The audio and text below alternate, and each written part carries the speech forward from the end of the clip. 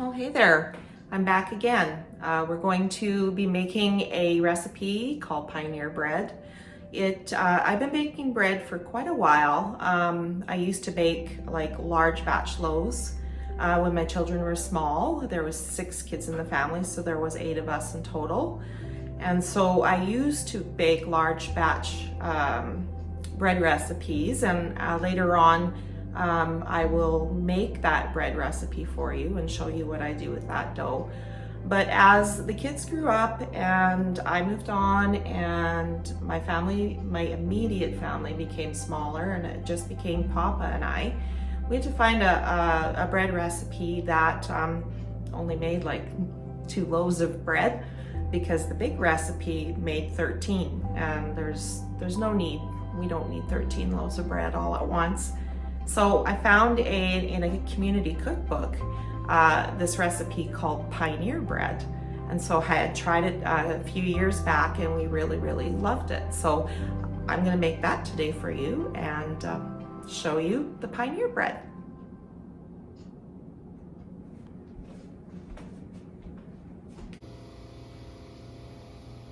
Okay, so we're going to add 2 tablespoons of quick rising yeast. And to that, we're going to add 2 teaspoons of sugar.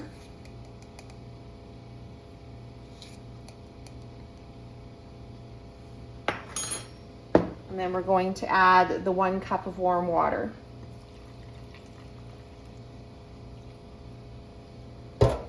Give it a stir.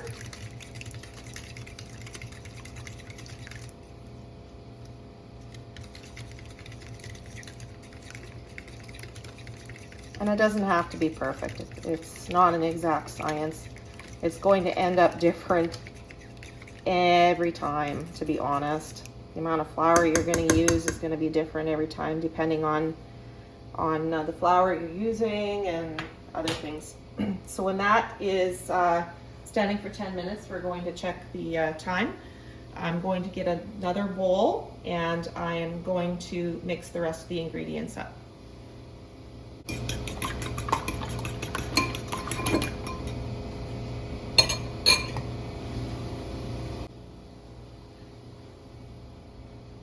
Alright, so the next step is to add 1 cup of water to the bowl, the bigger bowl. We're going to add 6 tablespoons of sugar, not salt. That's about 1/3 of a cup if you didn't want to measure out 6 tablespoons. 2, 3, 4, 5, and 6. And 1 tablespoon of salt.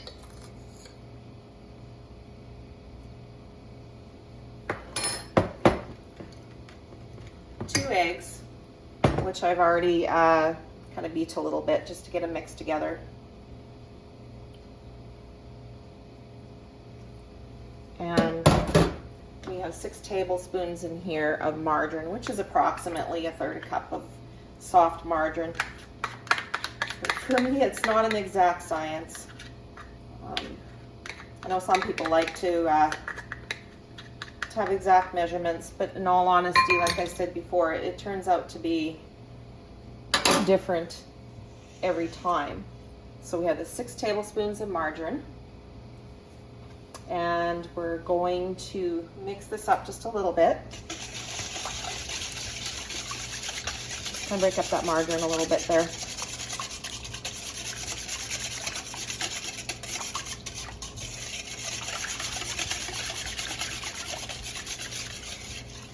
Okay, so you can see, I'm just gonna double check and make sure, you can see that yeast is definitely doing its job. I have underestimated the size of the bowl. It hasn't been quite 10 minutes, it's been more like 7, but because it is rising so well, I'm actually just gonna take it right now and just add it in. So we're gonna add the yeast mixture to this.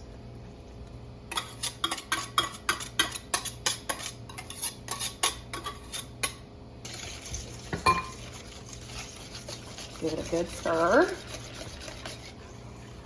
Okay.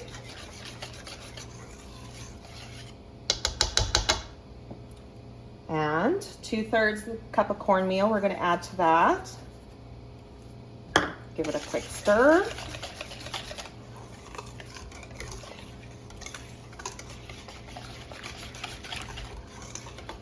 Then we're going to start with approximately a cup of flour. I hope you can see that. 1 cup of flour. Mix it in. Give it a good beating.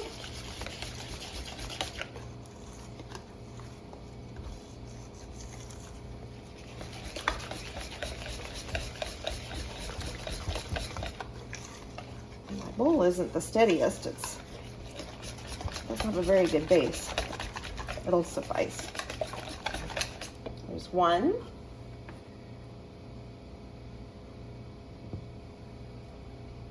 2.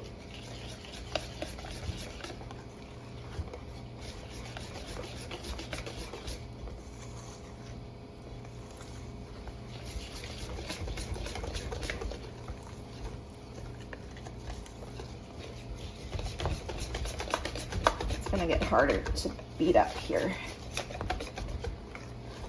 So after 2, I'm going to remove the whisk. Give me a moment here. Grab a spatula. I'm going to do the 3rd cup of flour. I'm just going to mix it in.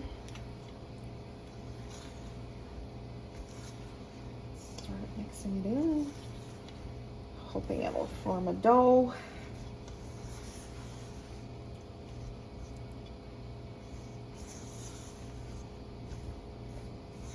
So that's 3 cups of flour. Let's go with 4.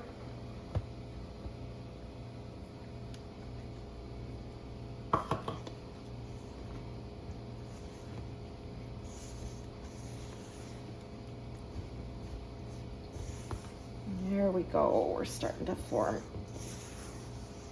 dough.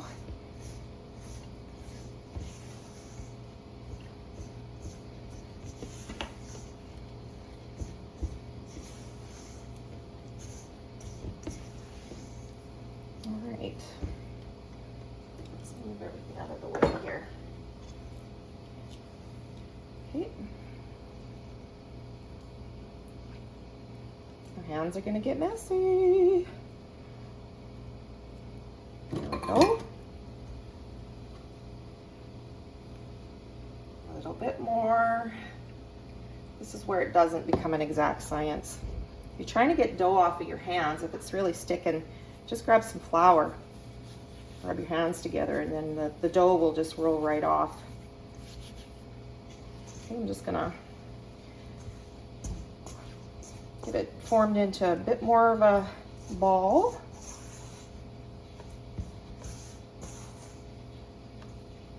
A little bit more flour.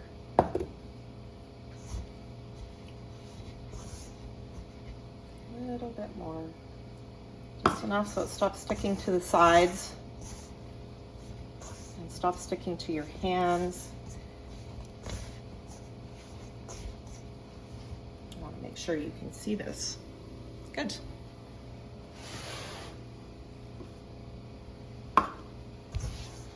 So we've got somewhat of a ball of dough. So now it's time. Now we'll take a little bit more. Just flour the counter. If you have a board you use, that's fine. Scrape the rest out. I do not use a mixer, and for very good reason. I don't. I feel as though I am capable of doing it by hand. I actually receive or feel more gratifying. It feels more gratifying, and it feels like more of an accomplishment when I do it by hand.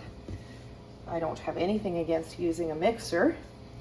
And another reason is is because when my grandchildren and my children come, I want to teach them to be able to do these things by hand without any electric appliances, because it is a skill that we are losing, and we need to keep the skills going and passing them down to our children and grandchildren, because you never know, someday might be a really bad snowstorm or whatnot. Like, let's not get into conspiracy theories, but we might have a long-term power outage where you need to bake this in a wood stove, and you can't mix it because you don't know how, because you're used to using an electric mixer.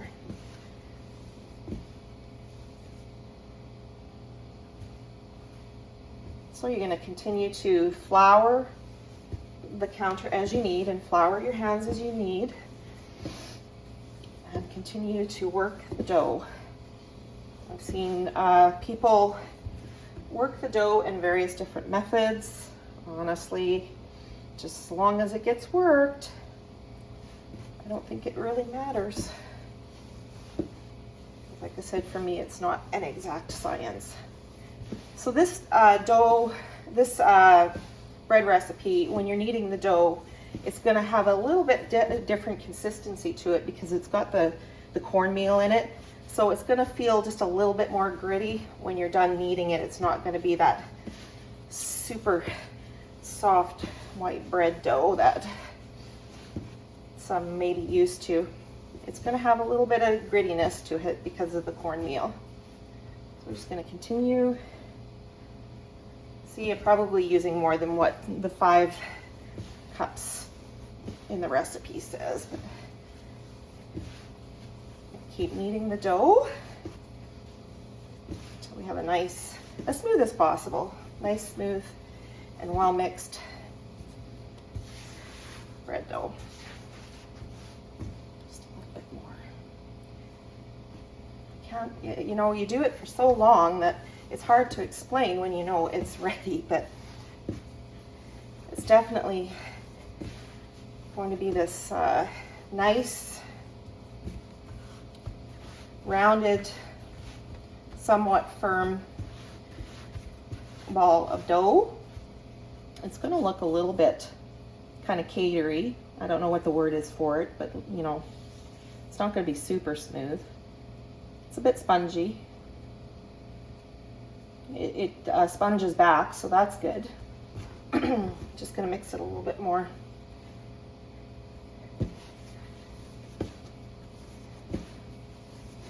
Some of the best, excuse me, some of the best bread makers don't measure anything. My stepson, he'll make bread from scratch. He literally doesn't measure anything. And he makes some very good bread. He's got a spicy pickle recipe that he makes. Oh, it's amazing. Okay, so we've kneaded it fairly well. Form it into a ball.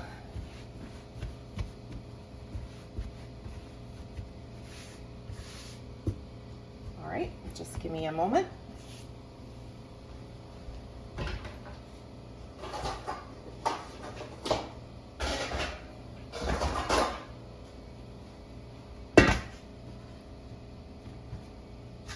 Grab some oil.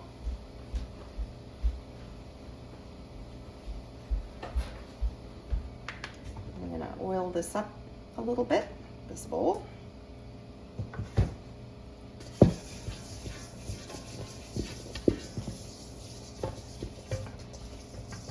Okay, just a little bit more. And I'll show you how I oil the top. Okay, so you're going to take your ball of dough, turn it upside down, rub it around, turn it over. Voila. The top is greased. All right, so we're going to cover this and put this in a warm place And we're gonna let it rise until it's double, which is about 2 hours. And then we're gonna come back and we're going to form it into loaves. And then we're going to let it rise again, and then we're going to bake it. So we'll see you in a couple of hours.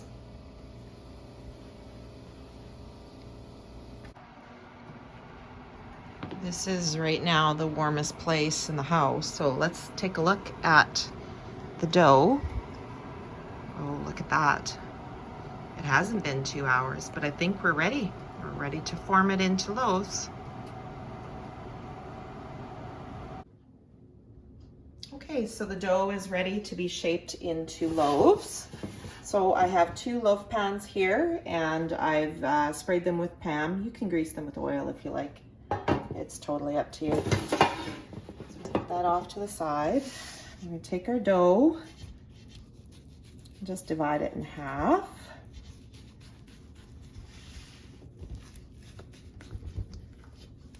Okay.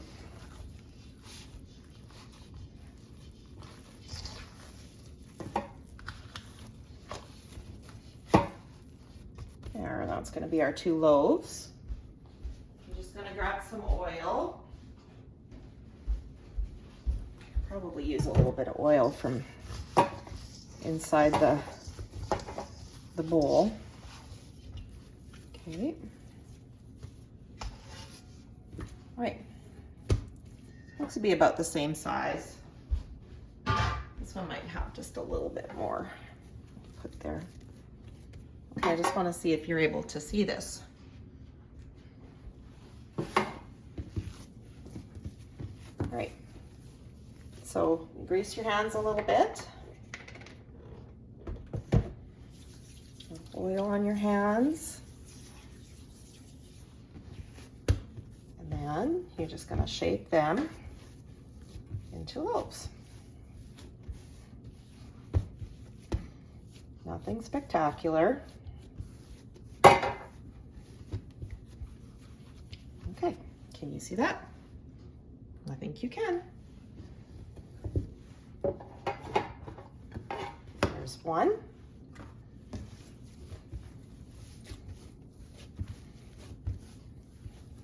And just kind of roll it in and pinch it a bit on the bottom. Kind of match it to the loaf pan as far as length. Let's see, can you see that? Yes, you can. We'll place it into the loaf pan. See, doesn't take much at all. There we go.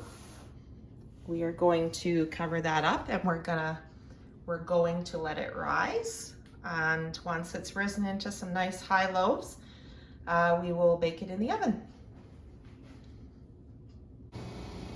Okay, so the bread has risen and we've got some really nice sized loaves. The oven is set to about 375 degrees Fahrenheit. And now we're gonna put these in the oven for probably about 40 minutes, and then we'll check them and see how they're doing.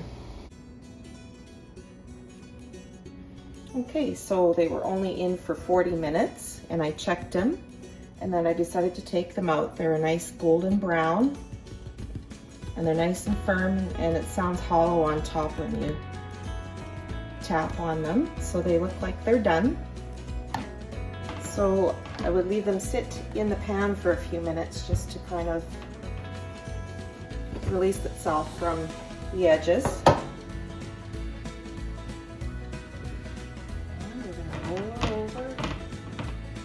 One. And it's back on here. Oops. It's been a long day. And there we go. So 2 fresh loaves of bread. Now you can brush them with melted margarine or butter if you like. Sometimes I do, sometimes I don't. Depends on how I feel. Again, it's a personal choice, totally up to you. So this here is the Pioneer bread recipe, and I hope you enjoyed the video. You take care.